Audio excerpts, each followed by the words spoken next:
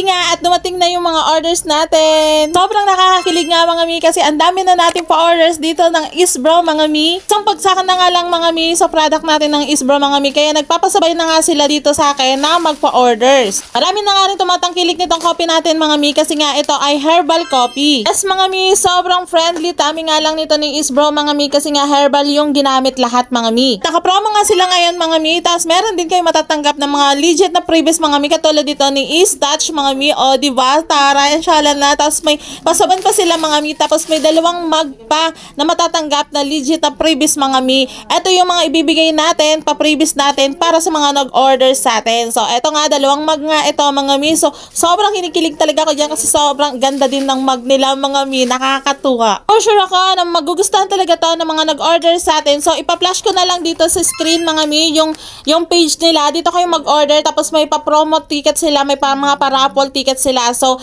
ayan mga mi, dito lang kayo sa page na to mag-order. So, sobrang legit ang mga previous nila dyan mga mi. Habal-habal na kayo mga mi, mag-order na kayo at habang nga naka-promo pa sila mga mi. So, eto nga yung mga mapapanalunan nyo. So, nagkakandabulol-bulol pa ang babae.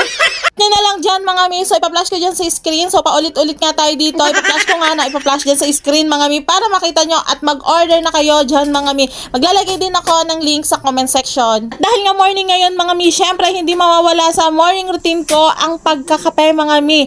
At dahil sobrang sarap talaga nitong Isbro mga mi. So, eto talaga yung tinitake ko. Tapos, eto din yung kinakape ng asawa ko mga mi na sobrang nakaka-healthy talaga sa kanya kasi nga ang hilig niya sa kape.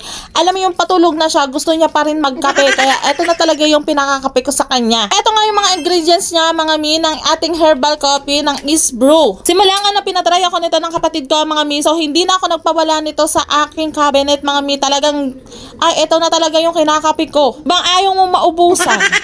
Nakikita nyo yan, yung mga green niya mga mi. Yan yung mga herbal mga mi. Sobrang sarap yan mga mi. So, sobrang ganda din ng panahon mga mi. Kaya, ang sarap din talagang partneran nito ng Isbro mga mi. Tapos, sasabayan mo pa ng gawain ng bahay mga mi. Sobrang tambak din ng gawain kong bahay mga mi. Kaya, eto, bago ako kumilos dyan mga mi, kakape muna ako, hindi talaga yung mawawala sa routine ko. Tara, kape tayo mga mare! Abay, nagmumuni-muni ka habang nagkakape, tapos eto ang makikita mo mga mi, tambak na to P8.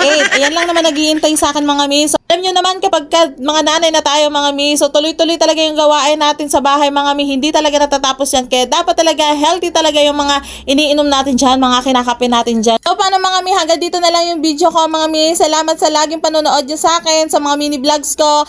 Lagi lang kayo mag-subscribe, follow, and like and share mga mi. So, ayan, magkakaayuda tayo next mga mi. So, mamimili ako dyan na sa laging mga nakashare sa mga mini vlogs ko dyan.